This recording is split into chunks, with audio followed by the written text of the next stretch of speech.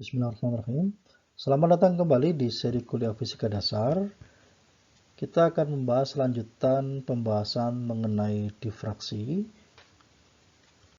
Pada kuliah sebelumnya, kita telah mendapatkan syarat minima untuk difraksi. Waktu itu yang kita lakukan adalah kita membagi celah selebar A ini menjadi sangat banyak sinar, ya kira-kira menuju hingga. Kemudian kita jumlahkan semua sinar itu, ya medan E-nya, medan listriknya kita jumlahkan melalui penyimbangan fasor, akhirnya kita punya lengkungan seperti ini. Dan kalau fasor yang terakhir ini ternyata dia nyambung lagi dengan fasor yang pertama, alias kita punya pola lingkaran seperti ini, fasor-fasornya membentuk lingkaran seperti ini, maka kita akan dapati bahwa E resultannya sama dengan 0, alias terjadi pola gelap atau minima. Sehingga pada akhirnya kita punya syarat minima seperti ini, A kali sin theta sama dengan kelipatan bulat dari lambda. M ini adalah kelipatan bulat 1, 2, 3, 4, dan seterusnya. Dan bilangan negatifnya minus 1, minus 2, minus 3, dan seterusnya. Pada kuliah kali ini kita akan membahas tentang pola intensitas difraksi. Ini adalah gambaran fasor untuk seluruh sinar yang kita miliki.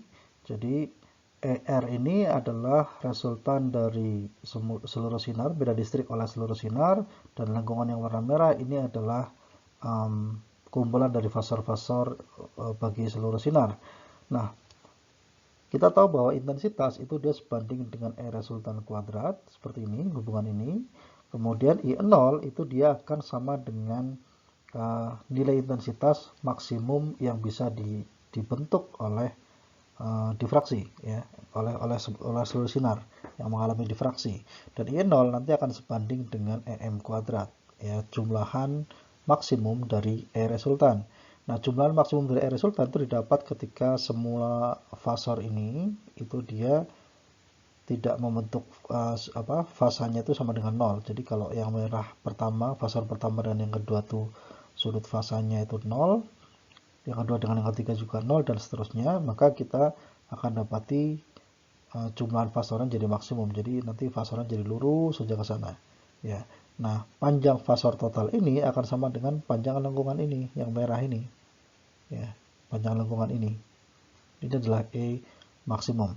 Nah, nanti pada akhirnya kita boleh tuliskan ini I dibagi 0 sama dengan seperti ini, E resultan yang warna hijau ini dibagi dengan E maksimum yang warna merah ini, lengkungan dari sini ke sana. Nah, yang jadi soal sekarang adalah E resultan itu berapa nilainya, ya, E resultan yang kita miliki di sini itu berapa nilainya, atau mungkin sekalian ER per EM nya berapa, kita hitung satu persatu ER nya. Untuk mendapatkan ER, kita bisa menggunakan garis bantu atau gambar bantu seperti ini. Garis yang hijau ini adalah E resultan, ya. Kemudian garis yang melengkung ini adalah E maksimum, ya, jumlahan dari seluruh fasor atau susunan dari seluruh fasor. Kemudian bagian lengkungan ini merupakan bagian dari juring lingkaran, atau sebenarnya ini namanya busur, ya, busur lingkaran. Sementara bagian yang hijau ini E resultan itu adalah tali busurnya. Nah, sudut juringnya kita anggap sebesar 2 kali alfa. Alfanya nanti kita tentukan nilainya berapa. Kemudian kalau garis yang membagi dua ini kita perpanjang sampai ujung sini, dia akan ketemu di titik ini, yang mana titik ini merupakan pertemuan dari garis ini. Perhatikan, garis yang ini adalah perpanjangan dari fasor terakhir, ya. Tadi kita menjumlahkan fasor, ini sinar pertama di sini, dan seterusnya di ujung sini adalah sinar yang terakhir. Ini adalah fasor yang berasal dari sinar yang berada di paling bawah celah, sementara bagian ini adalah fasor untuk sinar yang berasal dari tepi atas celah. Jelas bahwa selisih fasor antara sinar pertama dan sinar terakhir itu sama dengan V, ya. Jadi fasor pertama ini ke sana, kita perpanjang sampai sini. Sementara yang terakhir itu dari sini ke atas sana aslinya, tapi kita perpanjang mundur begini. Nah, maka selisih fasanya adalah sebesar V.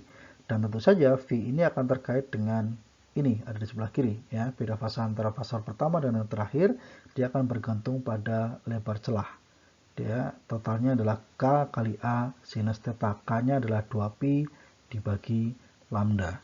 Kemudian kita punya sudut beta. Beta ini adalah satu sudut yang sama besar di bawah ini dan di atas sana. Ini untuk membantu kita saja. Nah, jari-jari lingkaran ini atau jari-jari joring lingkarannya kita sebut R saja. Kita belum tahu nilainya berapa, tapi kita anggap nilainya R saja. Nah, sekarang kita sudah siap untuk menentukan E resultan. E resultan dari ujung sini sampai ujung ke atas sana, ya, yang warna hijau ini, itu adalah 2 kali lipat dari jarak antara tengah sini dengan ujung atas sana. Ya, dari tengah sini ke ujung atas sana, nilainya adalah R kali sinus alfa. Sehingga dari bawah sini sampai ujung atas sana, nilainya akan sama dengan 2 kali R sinus alfa. Ini nilai E resultan. Sekarang kita tentukan berapa sudut alfa ini dikaitkan dengan V tentu saja, karena V yang terukur ya. Kita perhatikan segitiga ini ya, dari sini ke atas, balik lagi ke sana. Nah, pertama perhatikan ini adalah jari-jari lingkaran, sementara dari sini ke sini ya, ini tadi perpanjangan dari fasor itu adalah menyinggung lingkaran. Nah, garis yang menyinggung lingkaran dengan jari-jari itu selalu 90 derajat. Sehingga sudut di atas ini dia sudut siku-siku 90 derajat, sisanya alfa tambah beta berarti 90 derajat juga. Atau kita tulis sebagai pi per 2 radian.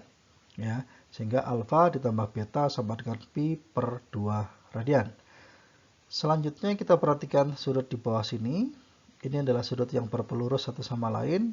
Ini beta, ini V, sehingga totalnya adalah V ditambah 2 beta sama dengan pi radian.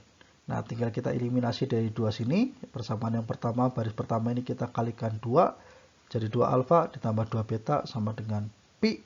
Sementara yang ini kita kalikan 1 saja, setelah itu dikurangkan. Nah, akhirnya kita nanti akan dapat ini. Alfanya sama dengan V per 2. Ya, alfanya sama dengan V per 2. Silahkan dihitung. Nah, alfanya udah ada, tinggal kita substitusikan ke atas sana. Oke, ini E resultannya. Bagaimana dengan EM?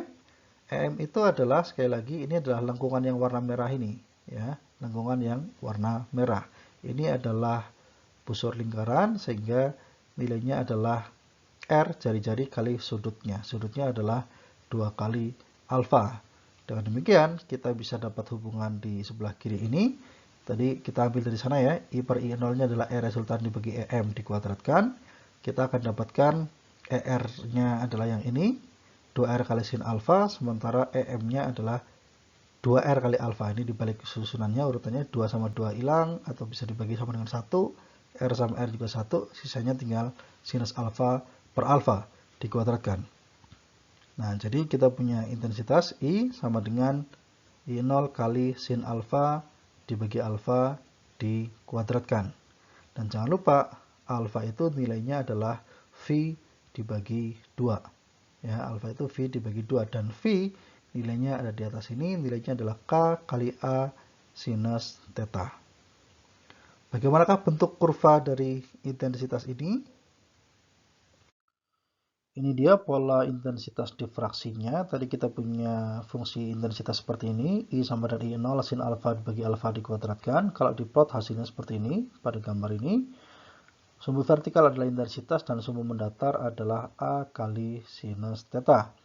Titik-titik gelap atau minima, sudah pernah kita bahas ini, terjadi pada A sin theta kelipatan bulat dari lambda. Jadi ada 1 lambda, 2 lambda, 3 lambda, dan seterusnya, dan negatifnya, minus 1 lambda, minus 2 lambda, minus 3 lambda, dan seterusnya.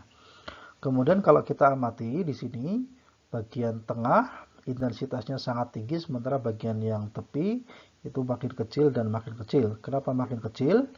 Pertama, mungkin kita bahas dulu kenapa ini paling tinggi. Pertama, ketika A sin theta ini menuju 0, maka tadi kita punya hubungan ini, alfa sama dengan V per 2. Ya, sementara V ini adalah K kali A sin theta dan K-nya adalah 2pi per lambda, sehingga kita punya bentuk ini, Pi bagi lambda kali A sin theta. Ya, ketika sin theta ini menuju 0 atau mungkin A sin theta ini menuju 0, maka alfa juga akan menuju 0. Kalau kita substitusi ke sini, sinus alfa dibagi alfa, untuk alfa menuju 0 hasilnya adalah 1. Ya, limit untuk sinus alfa dibagi alfa dengan alfa menuju 0 hasilnya adalah 1, sehingga intensitasnya menjadi maksimum. I sama dengan I0.